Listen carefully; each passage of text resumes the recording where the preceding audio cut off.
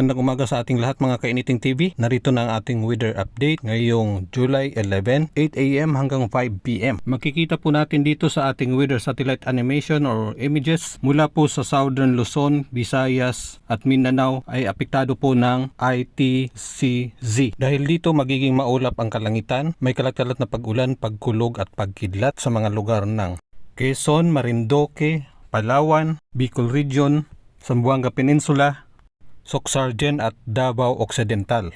Partly cloudy naman with isolated rain showers or thunderstorms sa natitirang bahagi po ng Bicol Region, natitirang bahagi ng Visayas at natitirang bahagi po ng Mindanao. Samantala, localized thunderstorms naman ang nakakaapekto sa natitirang bahagi po ng Luzon, kasama na po ang Metro Manila. As of ngayong araw, wala pa tayong nakikitang sama ng panahon sa loob ng ating PER or sa labas. Please paki-share.